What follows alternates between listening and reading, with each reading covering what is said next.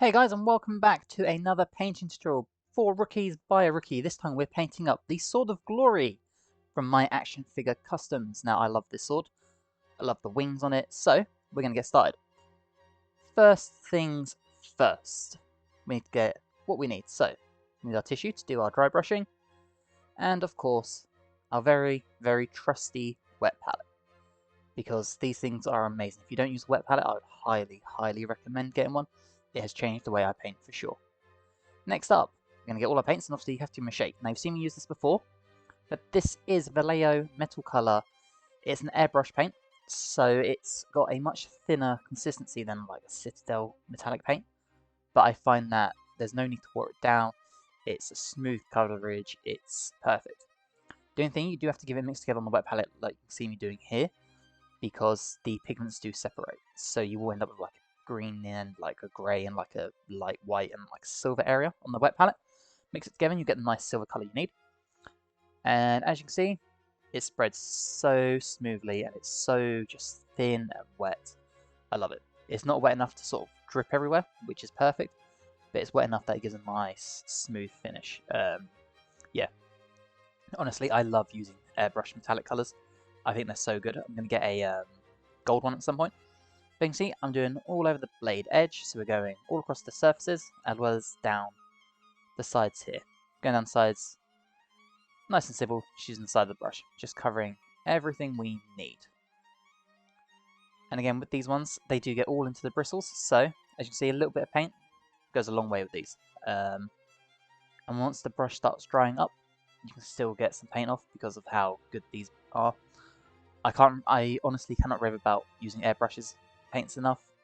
I do it all the time and it's perfect. I find it makes painting things a lot easier, and one or two coats gives you a much smoother surface than trying to do it with like a Vallejo normal like game color or a Citadel color. So yeah, I would honestly always go for airbrush paints now.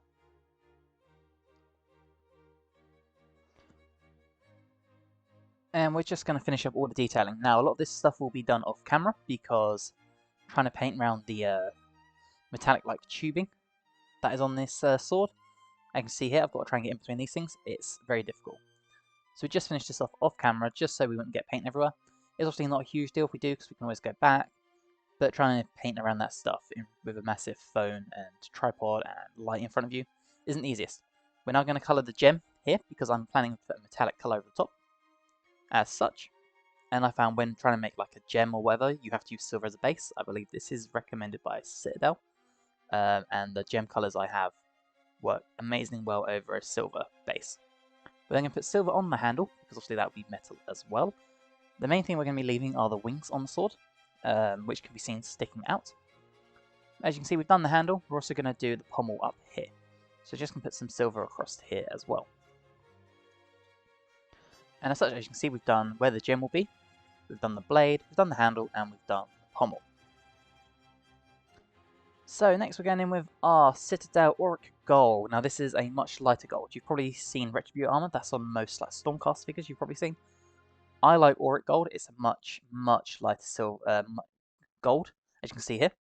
I find it is a little funny trying to get smooth coverage with it. But I don't know if that's just me and Citadel Metallics. I just don't find they work too well. The best Citadel Metallic I've ever used is probably the Retributor Gold Spray Primer. I just find the metallics are amazing. It could just be me. I know a lot of people do like Citadel metallic colours, but it's why I moved on to the Vallejo airbrush one. I just find their metallics a bit more difficult to use. So, plan is we're going to do the top of the handle. So just underneath the funnel, we've got these little bits that stick down. So just going to give it differentiation of colour and colour this in. We're also going to do the top of the handle. So you can see we're just showing off how it goes. Now, to do the metallic sort of tubing, we're going to use Deco Arts. Now, if you've seen my how to paint a bronze dwarf head, you'll know that we use Deco Arts bronze. I believe it's called copper. And this is a really good paint match for the Krotos figure. So if you want to paint up a Krotos, or just add some armor to it, it's a great colour. And as you can see here, we're just doing all of this wiring. Now, because of how fiddly this is, we are going to be doing this off camera mostly. But using Deco Arts, it's a much thicker paint. Not the easiest to use, but the coverage is very, very good, and the colour is very strong, as you'll see shortly. I highly recommend this. I can see here the nice copper bronze colour really, really stands out. And we actually did that over the top of the gold as well, because the gold wasn't really working, so I put this copper at the top of base as well. Now, before we go anything else, we are going to leave this to dry because we don't want the colours to sort of mix and match. Now, we have our shade of Newlin Oil. I love this stuff. It's magic. We are going to put this all across the handle and all across the blade. So, as you can see, we're just pointing this out here. We're also going to put it on the pommel. And I believe I have noticed something that I need to do. There you go. So, one thing to note, it's perfectly okay to keep going backwards and forwards when painting. I actually do it all the time. I am such a inconsistent painter. I will bounce back and forth between parts I've done over and over again, because sometimes turn the blade away you haven't done so, or anything like that. You can notice sort of areas you've missed, or areas that don't have a good coverage, areas you need to get the second, third, fourth coat to, whatever. So instead of just kind of outputting it all together, I thought I'd do one of these sort of videos so you can see, as a not very confident painter, as someone that's painted a few things but isn't the strongest, you can see sort of my process of how I just bounce back and forth. Which is both good and bad, because I find if I put a project down, I end up not coming back to it for a while, because I haven't been following sort of a set process in my head, so I get a little lost on where to start again. But yeah, there is absolutely nothing wrong with bouncing backwards and forwards. I do it all the time, and honestly, I think my stuff is better because of it.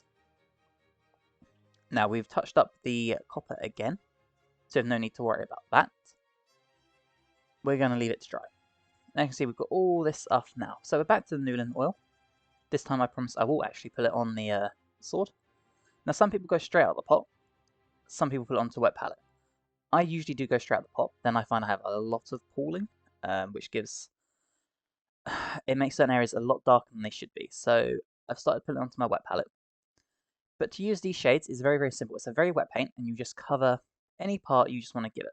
So on this handle, there are some rivets and grooves, and this will just fall into the grooves and give it a nice darkened up colour, so it's not very, very, very shiny. The plan of doing this is that it's going to make the copper pop a bit more, I think. At this stage I'm unsure, but I figure it's best to make the copper pop than having an entirely bright sword, and you can see the results here. Now we're going to leave it to dry a bit more. We are going to go down the blade as well. So, middle of the blade we have this line here. We're just going to put some down here. It's going to be very, very, very faint. Probably not that easy to see on camera, but we are going to fill this in, just to add some depth to the sword. Just so it's not like one massive flat surface, as you can see there. Next up, we are moving on to the wings. Now, the wings themselves, this is going to be for my Grey Warden figure, if you are familiar with Dragon Age. Now, we could just go straight with the blue, but I figured we'd give it a little bit of extra depth.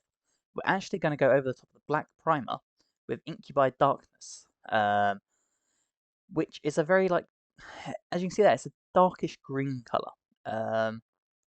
So it's not the best colour to be using. It's also not the nicest looking colour. But I figured it would add a bit more depth to the blue we're going to put at the top, instead of just putting the blue over the black. Again, we need this to dry because we can't put the blue over a wet paint. Because of how thin this paint is, it should dry rather quick though, so we can move on. As the sword does a nice little twirl. Now, to do this we have our crack blue. Now this is a very, very, very strong blue. Very strong blue. I'm not a huge fan of it, but it is a very good base blue to use for swords or weapons or shields or whatever. As you see there, look how strong that blue colour is. So we're actually going to lighten this up a little bit. We're going to mix it with some of our white scar.